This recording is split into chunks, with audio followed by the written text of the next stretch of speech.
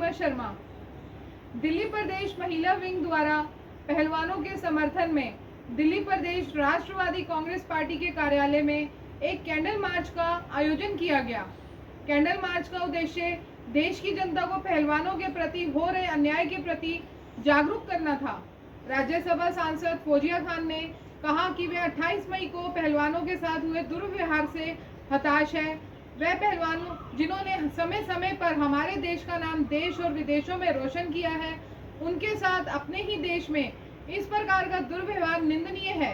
उन्होंने कहा, जिस प्रकार महिला पहलवानों को पुलिस वाले घसीटते हुए ले गए, यहाँ तक कि एक पहलवान के मुंह के ऊपर पुलिस वाले का पैर था, रोंगटे खड़े कर देने वाली घटना थी। राष्ट्रीय महासचिव राष्ट्रवादी कांग्रेस पार्टी के शर्मा ने भी कड़े शब्दों में पहलवानों के साथ हुए दुर्व्यवहार की निंदा की और आश्वासन दिया कि राष्ट्रवादी कांग्रेस पार्टी महिला पहलवानों को जब तक न्याय नहीं मिलेगा, उनके समर्थन में संघर्ष करती रहेगी। पेश है हमारे रिपोर्टर की विशेष रिपोर्ट। नमस्कार, मैं वरिंदर कौशल, आप देख रहे हैं मर्दरदन 24 न्यूज़। आज हम राष्ट्रवादी कांग्रेस पार्टी के ऑफिस में इस समय मौजूद है। आप देख सकते हैं कि यहाँ पर पहलवानों के समर्थन में कैंडल मार्च निकाला जा रहा है। जो पहलवानों ने धरना प्रदर्शन किया था, लेकिन आप जानते हैं कि उसका दुखद अंत हुआ। 18 जनवरी 2023 को पहलवानों ने पहली बार जंतर मंतर के ऊपर धरना प्रदर्शन शुरू किया था। उनकी मांग थी कि उनका शारीरिक शोषण हुआ है। उनका शारीरिक शोषण करने वाला और कोई नहीं, भारतीय कुश्ती संघ के अध्यक्ष बृजभूषण शरण सिंह हैं, जो कि एक भारतीय जनता पार्टी के सांसद भी हैं। उनके ऊपर 2 संगीन धाराओं के बीच में मुकदमा दर्ज होता है, लेकिन दिल्ली पुलिस उनके ऊपर कोई कार्रवाई नहीं करती। फिर क्या होता है कि खेल मंत्री आते हैं और पहलवानों को आश्वासन देते हैं। पहलवानों को आश्वासन दिया जाता है कि बृजभूषण शरण सिंह के विरुद्ध कठोर से कठोर कार्रवाई की जाएगी। पहलवान अपना धरना प्रदर्शन खत्म कर देते हैं, लेकिन 23 अप्रैल को दोबारा पहलवान देखते हैं कि उनके साथ एक छल हुआ है। उनका कहीं पर भी उनकी सुनाई नहीं हुई, तो 23 अप्रैल को दोबारा पहलवान जंतर मंतर के ऊपर धरना प्रदर्शन पर बैठ जाते हैं। जंतर मंतर एक ऐसा स्थल है जहाँ से कि कोई भी यदि अपनी आवाज़ उठाना चाहे तो उठा सकता है, चाहे वो राजनीतिक पार्टी हो, चाहे वो व्यक्तिगत तौर पर कोई व्यक्ति या कोई अधिकारी जिसकी कहीं सुनवाई नहीं होती, वो जंतर मंतर पर आकर धरना प्रदर्शन कर सकता है। ये वही स्थल है जहाँ 2011 में अन्ना हजारे ने धरना प्रदर्शन किया था और देश की राजनीति बदल गई थी। लगता है कि पहलवानों ने भी इस स्थल को इसीलिए चुना है कि वो भी चाहते हैं कि वो भी जंतर मंतर पर अपना धरना प्रदर्शन करें, जिससे कि जो खेल व्यवस्था है वो भी बदल जाए, खेल की जो राजनीति है वो भी चेंज हो जाए। और पहलवानों ने, जैसे कि आपको मालूम ही होगा कि उन्होंने कहा है कि यदि उनकी सुनवाई नहीं होती है तो इस बार वो एशियन गेम के बीच में भाग नहीं लेंगे। अब देखते हैं कि यहाँ पर दोबारा से पहलवानों ने कहा है कि यदि उनकी मांगें नहीं पूरी होती 15 जून तक और बृजभूषण शरण सिंह, जो कि भारतीय कुश्ती संघ के अध्यक्ष हैं, उनको गिरफ्तार नहीं किया जाता है, तो दोबारा से धरना प्रदर्शन पर बैठेंगे। इस बार फिर पहलवानों के साथ, जैसे कि पहले बहुत सारी राजनीतिक पार्टियां थी, खैर पंचायत थी और सामाजिक संगठन थे, इस बार भी बहुत सारी राजनीतिक पार्टियां जो है पहलवानों के साथ आने का, अपना जो है समर्थन देने का वादा कर रही हैं। और किसान संघ तो उनके साथ है ही है। राकेश टिकैत जी ने तो कहा ही है कि यदि इस बार धरना प्रदर्शन जो होगा वो छोटे स्तर पर नहीं होगा, वो राष्ट्रीय स्तर के ऊपर होगा। इस बार राष्ट्रवादी कांग्रेस पार्टी ने भी पूरे जोर शोर के साथ पहलवानों का समर्थन देने का निश्चय किया है। और आज इसी उपलक्ष्य के बीच में राष्ट्रवादी कांग्रेस पार्टी के ऑफिस दिल्ली के बीच में एक कैंडल मार्च निकाला जा रहा है पहलवानों के समर्थन में।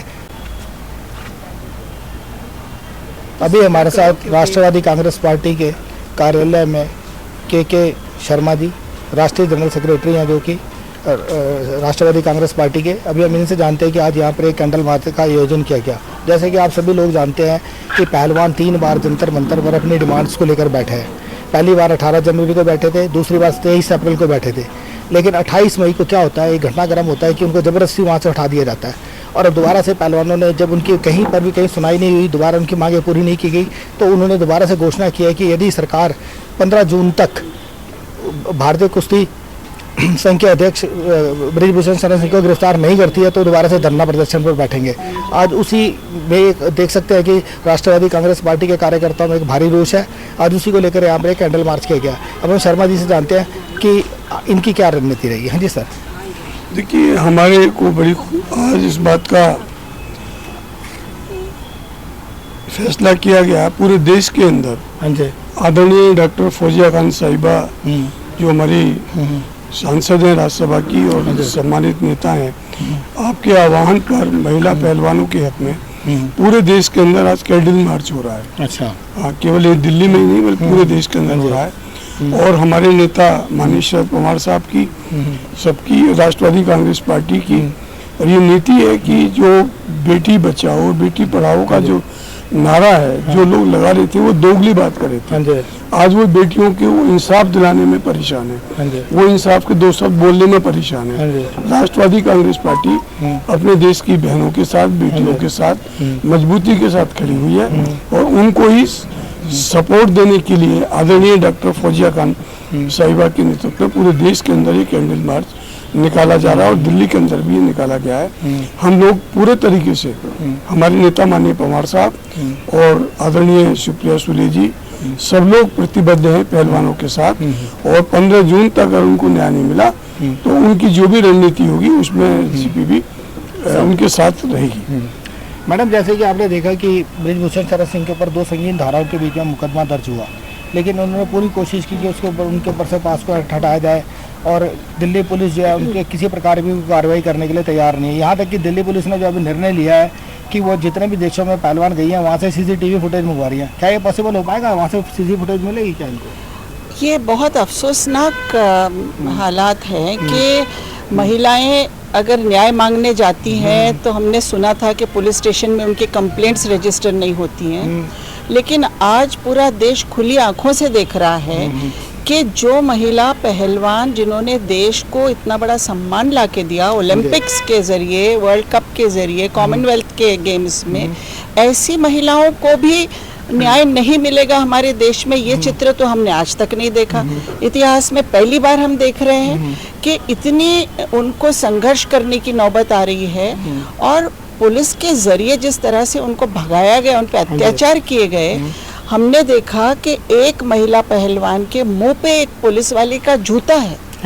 तो क्या हमारे ओलंपिक विनर्स के साथ ये ट्रीटमेंट होगा हमारे देश में? ये इतना अफसोसनाक है। इसलिए हमने राष्ट्रवादी महिला कांग्रेस ने पूरे देश में आज रात में सिर्फ इतना, इस चीज़ के लिए कि हम महिलाओं के साथ हैं, महिला पहलवानों के साथ हैं।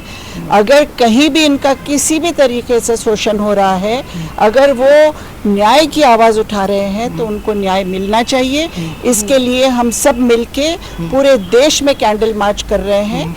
हर तालुके के अंदर हमारा कैंडल मार्च हो रहा है और हर स्टेट में हो रहा है। आज यहाँ दिल्ली में भी उसी तरह हमने यहाँ पर कैंडल मार्च मैम, अगर दोबारा ऐसी हरकत करती है दिल्ली पुलिस जैसी कि जबरदस्ती वहाँ से खदेड़ दिए गया, रात रात इनके तंबू फाड़ दिए गए पहलवानों की यहाँ तक मजबूर हो गए थे कि वो अपना मेडल तक गंगा मारने के लिए जा रहे थे, उनमें इतना रोष था, इतने दुखी थे। अगर दोबारा इस प्रकार से अगर दिल्ली पुलिस कुछ करती है तो फिर आपकी पार्टी का क्या स्टैंड रहेगा? हमारी पार्टी का स्टैंड यही रहेगा कि ये होना नहीं चाहिए करके, और हम हर तरीके से इसके लिए आवाज़ उठाएंगे। हमारी एक ऑपोजिशन की हैसियत से जहाँ जहाँ जो प्लेटफॉर्म है वो हम लोकतांत्रिक तरीके से इसके लिए प्रोटेस्ट करेंगे और महिलाओं के साथ हम खड़े रहेंगे, मजबूती के साथ खड़े रहेंगे। हमारी पार्टी इंसाफ में विश्वास रखती है और हम इस इंसाफ के लिए, महिलाओं को खास तौर पे इंसाफ मिले, इसके लिए हम संघर्ष करेंगे। शर्मा जी, जैसे अभी आप यहाँ पे कर रहे हैं तो दिल्ली के बीच में जो बाकी दिल्ली के और जो एरिया है उसके बीच में भी क्या आप आगे आने वाले समय में कैंडल मार्च? देखिए, हम 15 जून के निर्णय का इंतजार कर रहे हैं भारत सरकार का। अगर वो हमारी बेटियों को इंसाफ नहीं मिलेगा तो एनसीपी पूरे देश के अंदर गली मोहल्ले में सड़कों पे उतरकर उनकी इंसाफ की लड़ाई को लड़ेगी।